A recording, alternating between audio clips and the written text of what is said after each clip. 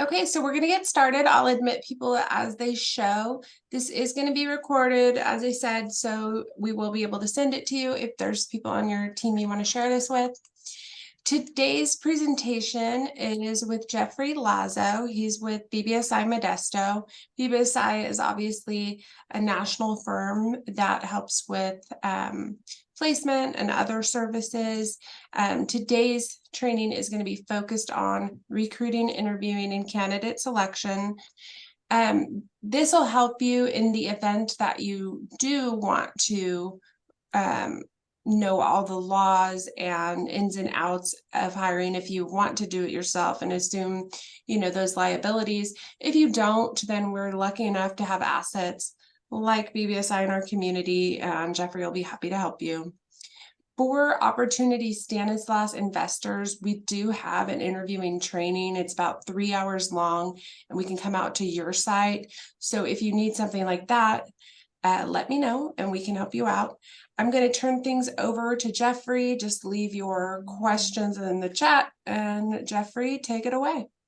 All right, thank you, Amber. Appreciate that. Yeah, once again, my name is Jeffrey Lazo, and I'm with BBSI here in Modesto. I am the talent acquisition manager. By way of just quick introduction, so BBSI, what does that stand for? It's actually Barrett Business Services, Inc. A company was founded in the 1950s, and we've been doing recruiting and staffing since 1972. So over 50 years, we've been doing that. We also offer some other services under what's called a PEO model. I won't go into that, but we offer those services as well. We have about 300 clients between Modesto and Stockton branches. So I thought I would share that as well. So today's webinar, we're going to talk about recruiting, interviewing, and candidate selection. And the idea here is to obviously provide some best practices and some tips as it relates to those three areas. So we'll have a separate section for each of those and go into some details, share some of the do's and don'ts and tips and laws you need to be aware of, and some advice on all of that. So hopefully that will be helpful to you as you and your organization move forward with recruiting in the future. So I'll share some things, and we'll start with recruitment first. What is recruitment? By way of a definition, I guess, process of identifying potential employees and encouraging them to apply for openings that you're looking to fill within your company. So really, when you think about that, think about goals and objectives. What do we need? What do we need to accomplish? How many new hires? Are we replacing a body, or is this a new position we're actually trying to fill? Are we creating a new department or a division?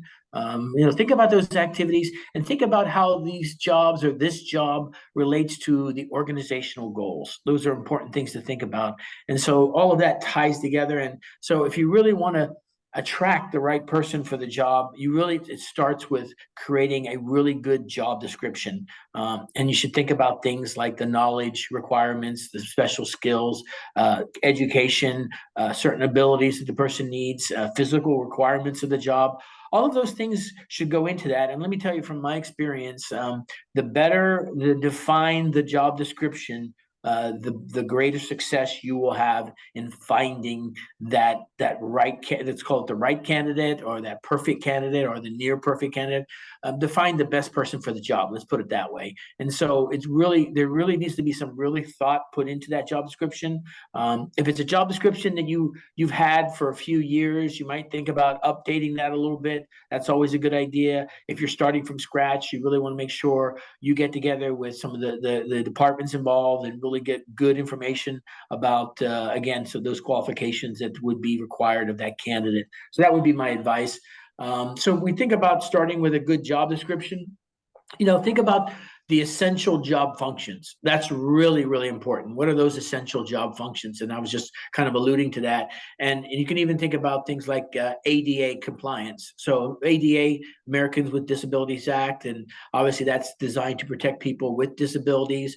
If there's some physical requirements of that job, you need to make sure that's clearly described in the job description, so that someone who can't physically do that job understands that. Because if you don't spell it out, then that person would apply by and then might feel slighted at the end. So it's really important. Like, for example, on the easy example is if this job requires a person lifting more than 50 pounds, that should be in the job description, because, not everybody can lift that for different reasons. If this person needs to climb, 20 or 30 steps as part of their job, then that needs to be in there because not everybody can do that. And the heights, some people have fear of heights, so that might be an issue. Things like that. Those are good examples, I think.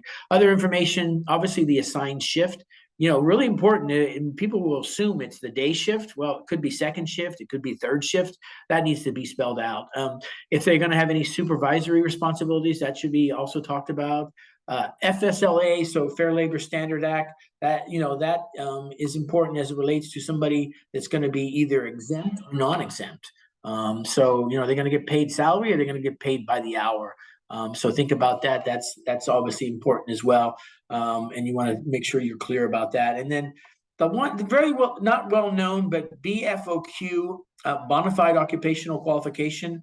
So there are protections, as we know, for things as it relates to ethnic group, sex, religion, all of these things. But there can be, and there are very narrowly defined exceptions for that. The one that is often used is if you're the Catholic Church hiring a priest, well, the priest has to be Catholic, right? So there is a religious discrimination there, but it's because that person cannot be, of another religion and be a Catholic priest. So there are these narrowly defined exemptions, but I would definitely recommend you seek counsel as it relates to that. Those are things that are pretty important. So my biggest advice that I'll give of anything today would be, please do not rush the process. Do not make hasty decisions. In my career, I've hired hundreds of people for jobs in different companies, and the regrets that I have, the few hires that I do regret, and thank God it's only a few, was generally, if I go back and look at it and think about it, I realized that I kind of rushed the process, and whether I was under pressure, whatever it may be, to get someone in the job, fill that job, put a body there, so to speak, that's never a good idea. So do not rush the process. And just to give you a sort of tidbit on this is, it's estimated that the average cost of a bad hiring decision equates to about 30% of that person's first year earnings potential. So if you're hiring someone for $100,000 job and it didn't work out, that's about a $33,000 mistake. So keep that in mind, and that'll probably help you. And that's, again, according to the U.S. Department of Labor. So methods and sources of recruiting. So internal, let's talk about that first. Promoting from within, definitely advantages, cost effective. It generally improves morale, and it rewards good work of current employees. So those are definite advantages. Disadvantages, it can reduce organizational inbreeding. People who've worked in different departments may carry some of the dirty laundry from some of those departments, or there's, relationships they carry with them, and things that can really cause some murkiness and maybe create some organizational issues. So that has to be looked at. Also, it can place a heavy burden on training and development because the person was working in a different job, and maybe this job requires a lot of different things that they've never done before, and so that's training and development, and that will take time. So those are things that need to be thought about as well. Internal resources, recruitment sources, obviously bulletin boards, the company website is also there. Job bidding, if you've ever heard of that, that's kind of where a company and any employee within the organization who feels they qualify for the position is allowed to apply for it, and will be reviewed. And so job bidding is done in a lot of companies. That's the policy, to allow anyone who wants to apply, even if it seems like on the surface they don't qualify. If they feel like they can do that job, they're generally reviewed as a candidate. Skill banks. So some companies will create skill banks where people who are working in certain jobs maybe have skills that go above and beyond that position, and they're allowed to submit that information to like an HR department, and this information is kept, so that if there is a job created down the road that requires those skills, that person would be considered for the position. And then, of course, employee referrals. I think almost every company, at least most companies, do this. Offer an incentive to someone who's working for the company, that if they need to hire a position, if they know someone that they feel is qualified for that position, they can recommend that person. and the person gets hired and stays for a period of time, usually 3 months at least, then this person receives a little incentive for that, economic incentive, whether that's $100, $500, $1,000, that's offered. So and again, so you would think the employees would only recommend somebody they really can vouch for. So that's the reason that's often used. Okay, so those are the internal. And then, so if we think about external recruitment sources, so the advantages here are you bring in new ideas into the organization because that person brings that with them. You help that organization get needed competencies. So the skills, this person has the skills, has been doing this job somewhere else. You're bringing them in and they're going to bring those skills and knowledge to work in your company. So that's a good thing. And obviously it generally reduces training costs because they really don't have to be trained to do a job they were already doing somewhere else. They just learn to obviously need to kind of learn the inner workings of the company and what the team they're going to be working with and whatnot. But other than that, it's pretty minimal as far as training as a rule. There are disadvantages. These are a pretty long list here. Obviously, there's recruitment cost, can create morale problems for internal candidates. Orientation time can take longer as well. The former employees might apply. Do you want to consider them? You get previous applicants, or you're going to look at them again. Do you have labor union? Is there anything in your labor union contract that stipulates how this process needs to work? Are you in compliance with that? Trade and professional associations, they need to be a member of a trade or professional association. All of those things you need to definitely think about as it relates to external.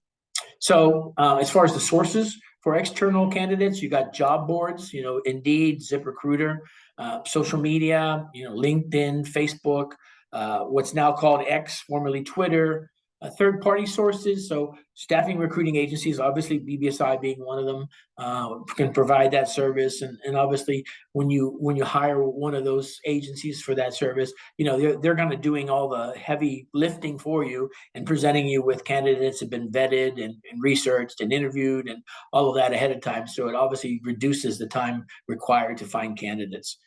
State employment agencies are obviously in Stanislaus, you have workforce development, San Joaquin, Merced, all of these places have a workforce development office and they can assist as well. And then you have local job fairs.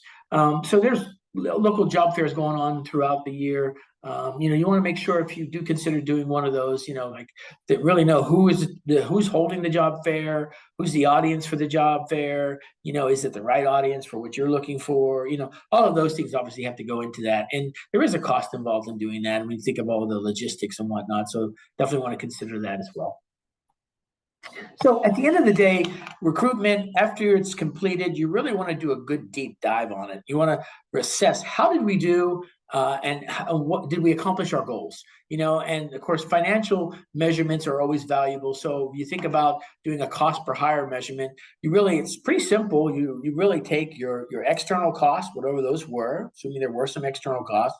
You take whatever internal costs, including employee time. So if somebody, who works for the company spent, let's say 10 hours of their time on that, and that person hourly cost is about $80, well, there you go. 80 times 10, so then you have 800, that you have to add that together. And then how many hires did you do? Was it one hire? Was it 5 hires? And you divide that into that. So you get your recruitment cost. The average, I'll share this, the average hire in the United States is about $5,000. That's the cost. And the period of time it takes to bring someone new aboard is about 40 to 50 days on average.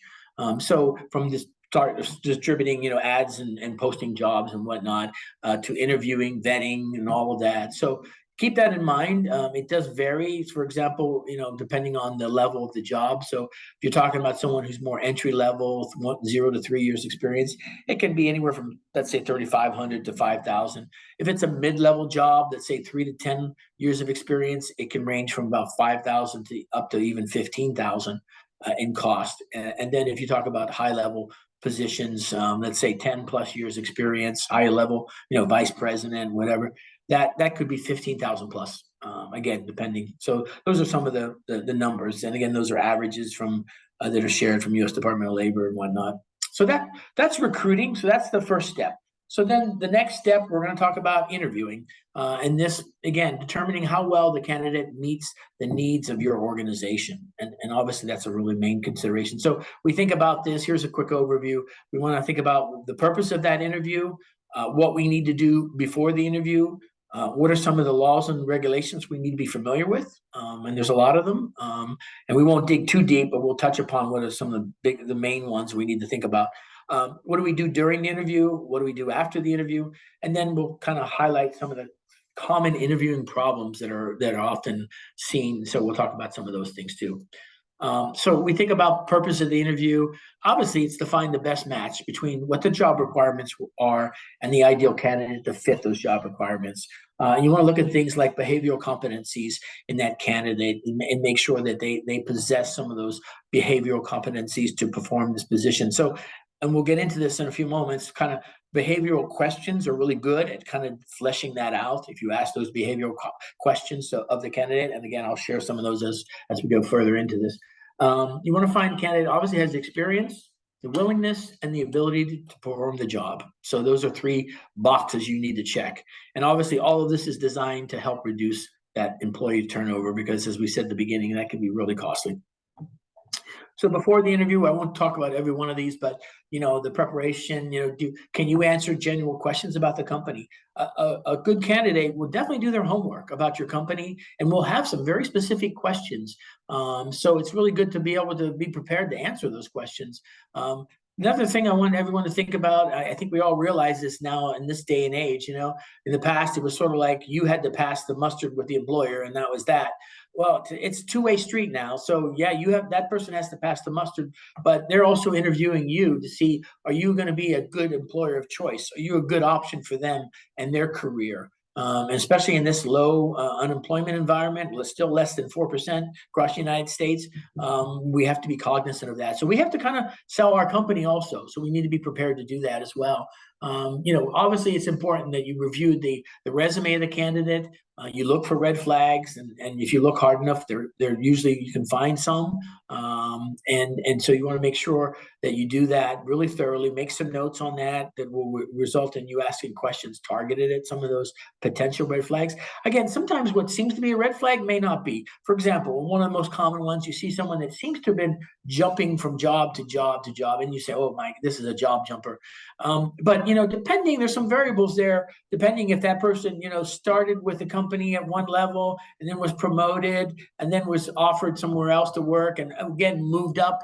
So they started as general laborer, became a foreman, then became a supervisor. So they're moving up, and it's showing that they're actually growing and becoming more adept at their position and trusted by the company to take on more responsibility. Well, then that could be actually a really good thing. So you want to make sure you examine that carefully.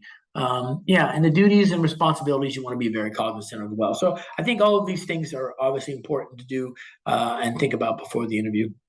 So the employment discrimination, as a manager hiring for the company, it's important you understand laws and regulations. So if you have an HR department, they should definitely brief you on some things before you would do an interview. Maybe they do the interviews before that, but if you're brought in for interviews, want to make sure you don't ask the wrong or illegal questions, as we say. And so the interview offers you best opportunity to gain pertinent information, but there are restrictions as it relates to that, and we'll certainly talk about some of those. So also, it's important, the employment ads, the job listings, there are certain requirements on that. For example, our company, we make sure we always post in all of our ads, including ads we do for our clients, equal opportunity employer information. So we provide that. You can see kind of what that looks like at the end, towards the end of the job description. We also post the California privacy notice that's required now to let candidates know that their information is being protected, obviously based on privacy and some of the things we've had as far as ID theft and database thefts by pirates and whatnot. So that is included in every job description. Highly recommended to definitely include that. Employment laws. So we'll start with the Civil Rights Act of 1964, Title VII.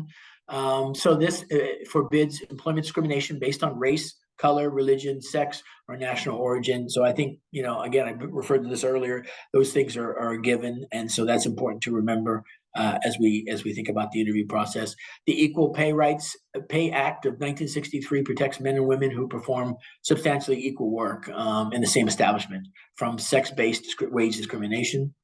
I'm going to go through these. Again, we're not going to dig too deep Age Discrimination Employment Act of 1967. So, someone who's 40 or older is protected against age-based discrimination because of, in the past, employers would look at someone at 40 as kind of past their prime, and I'm not sure this guy can really do the work or this woman can do the work. So those things, those people are protected classes as well.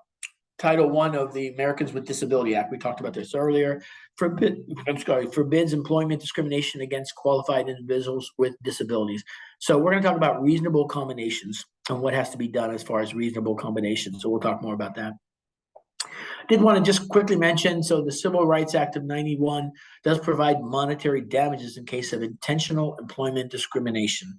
So that is a reality, and so it's why it's really, really important to know the laws and be in compliance with the laws. So California, Fair Employment and Housing Act prohibits discrimination for these protected classes: age, your ancestry, color, religious creed, denial of family medical leave, disability, again, we talked about, marital status, medical condition, things like that, genetic information, if you're a veteran, natural origin, race, sex, gender, and sexual orientation. All these are protected. So you want to avoid questions that really specifically about age, citizenship, marital status, race, even rest record, their location. If they live in Modesto, okay, great, but you don't need what address? Do you live on the west side or the east side? You don't want to go there. And then, of course, they're a member of a certain group, whether it be a church, a union, whatever. You want to avoid those questions. So we're really the focus. As I mentioned earlier, I think essential functions. This needs to be the focus of that description, and so you want to focus on the task and the responsibility that really define the position. So, for example, we say a painter. So if you put in a job description, need to be a painter and not much else. Well, what exactly does a painter do?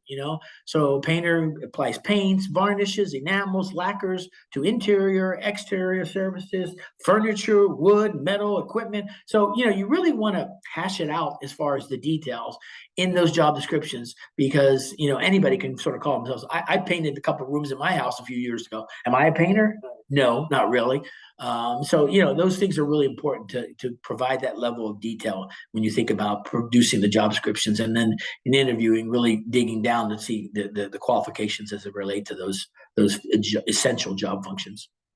Reasonable accommodations are adjustments made to the workplace that allow a qualified individual with a disability to perform essential functions of the position.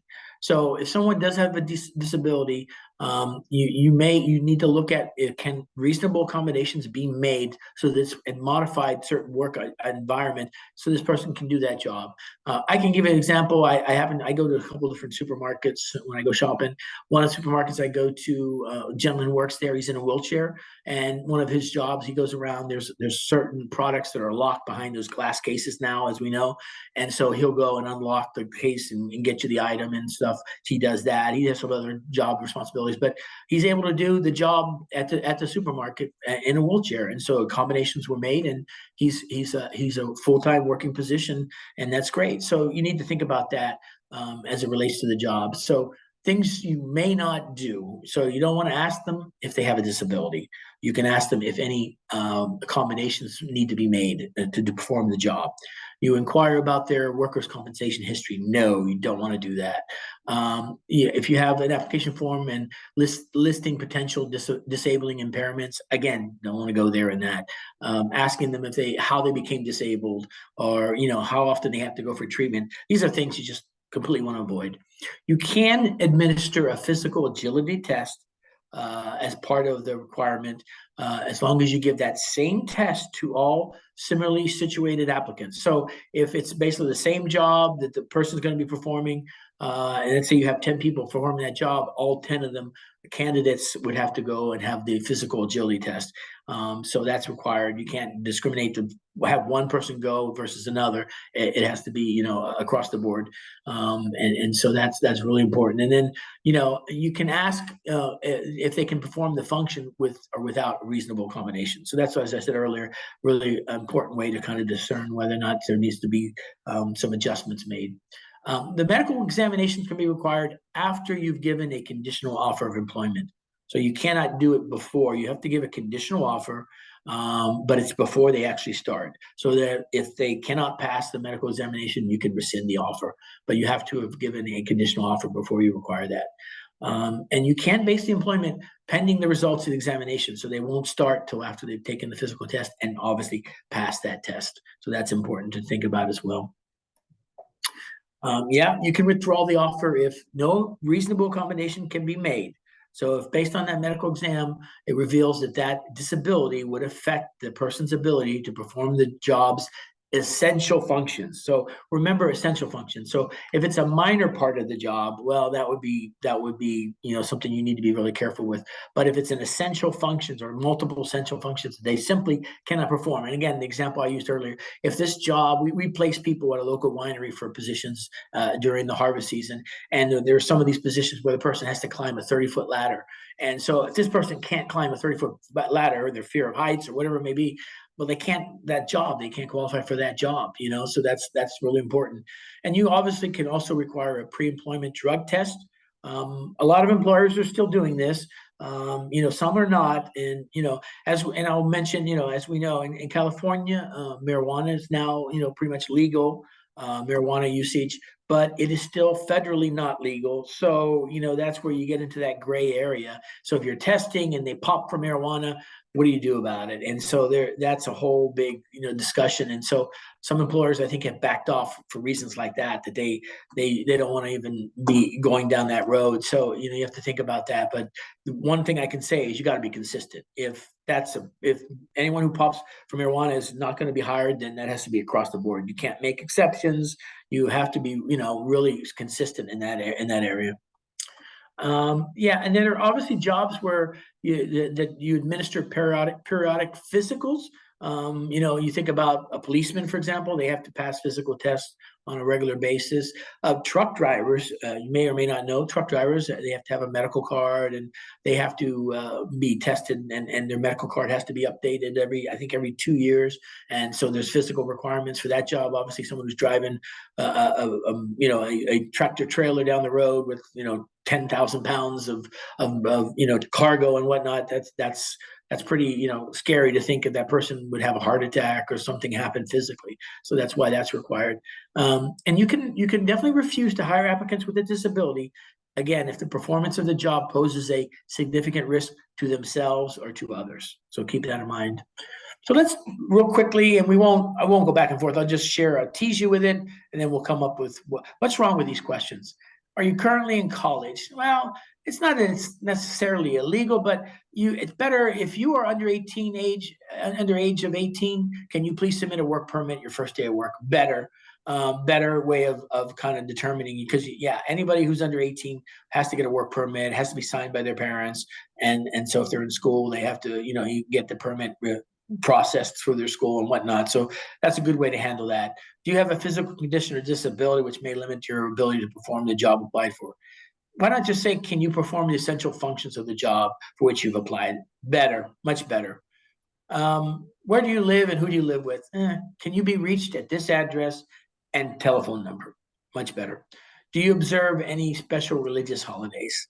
Do you have commitments that would prevent you from working our regular hours? Have you ever been arrested? Have you ever been convicted? I don't even like that one. If you're going to do a background, which we do a standard, that'll come out in the background check. It goes back 5 years. You'll find out. So I kind of stay away from those type of questions myself. What to do when illegal information is out? So if someone does happen to reveal something that's protected information, then what you want to do is kind of stop the flow of that information. So, for example, somebody reveals their status as relates to sexual orientation. You stop them. Hey, I appreciate you sharing that with me, but I don't need to know that, and that's not something that we even take into consideration in our hiring process. So you made it clear, like that person didn't need to say that, and you're going to ignore that comment. It's not going to be a factor in your process. So that person down the road said, well, I did tell them this, and I bet that's why they didn't hire me. No, you made it very clear that would not be a factor in your evaluation process. So that's really what you want to do. You want to clear the air and make sure they know that that's not going to be a factor, and just stop it right there. So The behavioral probing questions I was talking about earlier, these are some of the ones that I really like and kind of are my go-tos. Describe a work situation in which you handled stress well. You kind of want to see, well, how do you deal with stress? Give me an example. And if they can't, then it's kind of like, I wonder why they can't give me a good example of how they deal with stress. They can't even tell me what they've done in the past. It's interesting. How does this position fit into your career goals?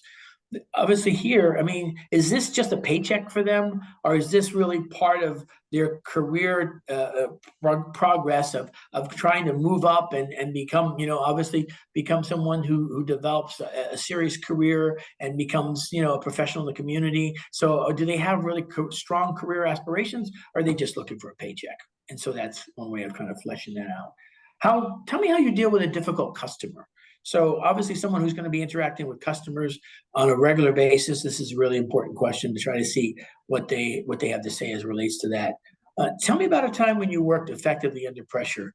Again, something really important to find out about. I'm going to move a little faster. I want to make sure we don't get caught behind here. What do you consider your biggest accomplishment? I love this because to see, do they really brag about themselves a lot, or are they kind of working, well, I we were able to do this, but it was a team effort, and I didn't do it alone, and kind of look to see, how they credit the success and how that works.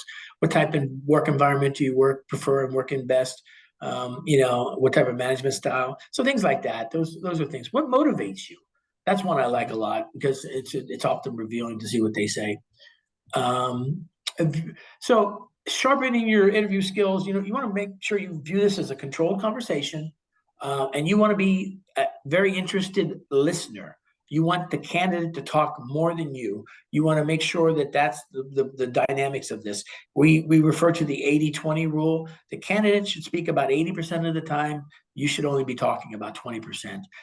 If it's not on that dynamic, if it's 50-50 or whatever, that's probably not the best interview, because again, you're not going to learn and find out the things you need to find out about that candidate if you're doing most of the talking. So stay focused and friendly and sort of on task. Icebreaker is always great to kind of start it off, and I think we all agree with that. You want to kind of start things, with an icebreaker, kind of relax everybody, and hopefully, let the candidate talk freely. You should definitely discuss the process and set expectations, including time limits at the beginning. Let them know if you're going to be taking notes, which I always do, and that shouldn't be a problem. But you want to let them know you're going to do that. And you obviously want to learn as much about the candidate and their background as possible with your questions. There should definitely be a question and answer period at the end, so you should have a checklist for that. You want to summarize kind of the next steps, and you want to close sort of on those strengths and successes of the organization. Again, kind of get in that little sales pitch for your company. Always important to do that because, again, this candidate may be interviewing with several other companies. You want to stand out as far as that goes, especially with somebody you want to hire. Make sure you pitch a realistic view of the job. Pie in the sky really isn't a good idea. If this job is really physically demanding and you're working in all types of weather conditions and heat and cold and all that, you should say that. You should point that out. Don't give them a view that is just not realistic. You need them to understand that. You should also clear up unanswered questions. So if they ask a question and you don't feel like it was quite answered, come back to it and ask them and kind of try to answer that. Definitely want to talk about what their work schedule is. Obviously, compensation. You want to obviously provide good information about the company. And again, finding out why they're interested in this position. Why does this interest them? Definitely avoid the halo effect. You don't want to, because somebody happens to say some things, use some phrases you really like, or maybe they're a fan of your favorite team. You don't want that to be like a factor in your evaluation process. You want to make sure you stay neutral and objective. So don't let those things overwhelm you, so to speak. Ending the interview, say goodbye gracefully. Again, if you set the time limit at about 45 minutes or so, you want to kind of honor that. You don't want to go way past that. You want to give them, if they're talking long answers and things, you want to kind of give them some visual cues. Maybe start closing your notebook or do some things to kind of visually tell them you're getting ready to wrap this thing up, and that's always important. And if you're interested in a candidate, kind of make sure you let them know, you'll be in touch and whatnot. And even if you're not that interested in them, be polite but non-committal. Don't promise something you can't deliver on. So that's important to think about. You want to make sure, again, as far as common interviewing problems, that they understand your kind of your vision of the organization and direction. This is a fast growing company that's really expanding, leaps and bounds, every 6, 12 months and all that. You want to give that vision. If it's a company that's more stable, that not really growing a lot, but is really good and has a strong position in the market, present that as the vision. So make sure you're clear about that. And obviously address issues, salary, schedule, benefits. If there's an issue with any of these items, better address it, because that's important. You don't want to let that kind of go untouched. And then obviously communicating expectations, so forth. So, the timing is important. Again, not listening and not talking so much. And make sure you don't ask questions that elicit a yes or no, as we call close-ended questions. You want to ask what we would say are open-ended questions, that provide, the candidate needs to provide a more detailed answer. And obviously being late and things like that, interrupting, I would try to avoid that. So here's a quick quiz. Individuals can't be sued for discrimination in California, only companies. True. So that was ruled in 2008 by the California Supreme Court. The individuals are not liable, the company is, but definitely think about that. Okay, so maybe you're not personally liable, but your company is, and so that's not a good reflection on you if there was a suit for discrimination. Because of anti-discrimination laws, there's no way to find out if someone's religious holidays are going to create a coverage or scheduling problem. False. You can't ask about their religion, but you can make the hours and attendance requirements clear when offering the job. Anti-discrimination laws make employers hire people from protected groups whether or not they are qualified. False. Laws require you to give everyone an equal opportunity. You never have to hire an unqualified person. You can't make speaking English a requirement for a sales job. False. Clearly communicating with English-speaking people may be an essential job function, in which case it is a requirement. Okay, so we're getting to the selection, our last section here. It's a shorter section as well. As I said, I want to keep on our timing here. So selection, really hiring the most suitable candidate for the vacant position. So now that we've done the recruiting, now that we've done the interviewing, we've got some candidates we're looking at, we've got our notes, we've got all that. So now we can look at the selection process. So hopefully we made good notes and thorough notes, and they're fresh in our mind. We should make sure we review those notes. They should be unbiased. There shouldn't be things in there that really show some sort of bias, as I mentioned earlier. And proceeding with the reference checking, I always ask candidates for the 3 references. I have a form that I send them. And, I honestly believe that, you definitely should try to get at least one of those people that you can talk to, if not multiple people, to really get a good view of this person and their past work history. So that's I feel really important. You obviously want to keep the resume on file. You got to assess, again, if this is a square peg in a round hole or a round peg in a square hole, does this person have the right skills for the job? And can this person think outside the box? Did they demonstrate that in some of the way they spoke about some of the things you asked them? I always ask about that because I like to see how they handled situations that were not normal and how they responded. Are they professional? Are they enthusiastic? Enthusiasm is a big one. I can tell you that a lot of times the person that gets the job may be exactly sort of equal to one who didn't, and then the enthusiasm was maybe the defining characteristic, because enthusiasm goes a long way. Someone who really shows that's a big one. Are they a team player? That's a big one too, and of course someone who's trainable and willing to learn, and so that's important. At the end of the day, it's about, are they going to be a good fit for the current environment, the current team and department they're going to be working at? And sometimes, and a lot of times, employers will have the prospective employee meet with the team they'd be working with before the hiring decision is made, and that kind of makes sense too, that they would do that, and so you can see if there's a chemistry. You can't always do it, but if it can be done, it's not a bad thing. In some cases, you may have to go with your gut feeling, based on everything. What's your gut feeling about this person? Because you have several candidates that are all seemingly qualified, and it's really razor thin differences. So this is important. Don't let the best candidate get away. So if they're right for the job, be proactive. I can't tell you how many times, especially in the last 2 years, that we've lost great candidates for our clients because they took too long to make a decision. These candidates are out there actively seeking employment elsewhere. They will not hang around forever. I'm sorry, I didn't mean to switch the slide. Set an early start date, so you don't want to wait too long for that. And don't fall into that trap of not hiring the first one interviewed. Yeah, you can look at multiple candidates, but if the first one really stands out amongst the others, don't wait too long to circle back and hire and offer that person to be hired, because that's, at the end of the day, that just may be the luck of the draw that the first one was the best. So definitely you want to have notification for candidates not selected. Let them know, that you appreciated them participating in the process. You'll save their resume, and if something opens up in the future, you'll reach out to them. So things like that are important. Internal candidates should definitely get a phone call. External candidates, I think an email is fine there. So again, selection process. These are some of the things you'll think about. You definitely want to have a job offer letter, and it's contingent. Again, if you're checking background, you're doing drug testing, physical, agility test, things like that, you make sure that that's mentioned and included in that. And it definitely wants to be in writing. You send it to them, the offer letter with the details, and have them sign it. If it's an hourly wage job, you also need to send the California Notice Employee, basically that tells them if they're working over 40 hours a week, they receive overtime, time and a half after that. And then, of course, some of the laws we talked about, making sure you're in compliance with these laws. That's important. Orientation. There should definitely be some orientation.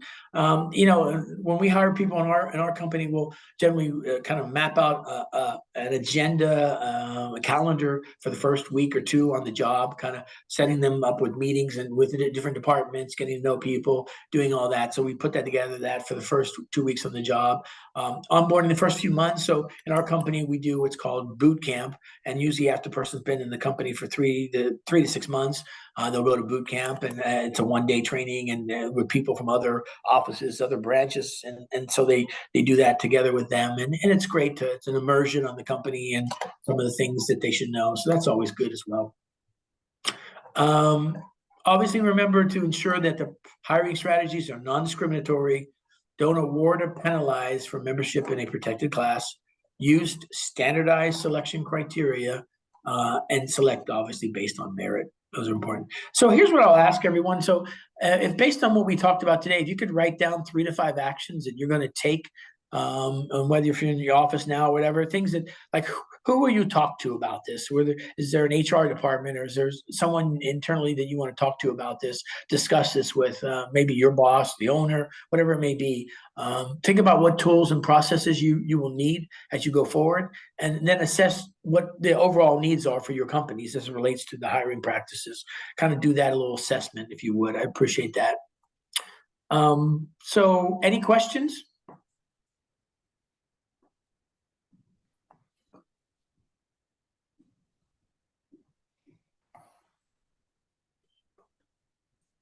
Jeffrey, we have a question in the chat. Lee Cross would like to know if employers can ask the date of your education graduation. Okay, I'm sorry, can you repeat that question? Yes, can employers ask the date of your education graduation, the date that you graduated? Well, so I will, to be sure, I would definitely defer to we have HR people in our office, so that'd be a question I would run by them. But I know that in most people, I can tell you in 90% of the resumes I see, they generally will have their year of graduation. So you'll know that they graduated May of whatever, 2001 or whatever it may be. I'd say about 90% of the resumes already have that, so obviously would negate the need to ask that question. I'm not sure why that's important at this moment. What's the importance of that that you wanted to know the date of the graduation specifically? You want to know to make sure that they did graduate? Is that the issue? Lee, did you want to address that? Yeah, I'm just curious. Can you hear me? Yeah, I can hear you. Yeah. I'm 82 years old. I'm highly qualified for the positions I'm applying for, but I think I'm being screened by recruiters who will ask that question of the degree of the year of my bachelor's degree in accounting, for example. Interesting. Yeah. Another way of getting the age, that's all I'm saying. Yeah. Yeah. Yeah. I mean, it's interesting that they're asking you that. Because the age, I really stay away from age-related questions, and that's definitely one of them. I just avoid them altogether as a rule. But there are, like, in your resume, I assume you have dates from, how far back does your resume go? Let me ask that question. 15 years. Okay, about 15 I years. don't- So they wouldn't necessarily be able to know, because a lot of times, obviously, if I see someone that has a work history going back to the 80s, let's say, then you can kind of figure out what their age would be, right? Or the early 90s, Right. whatever it would be.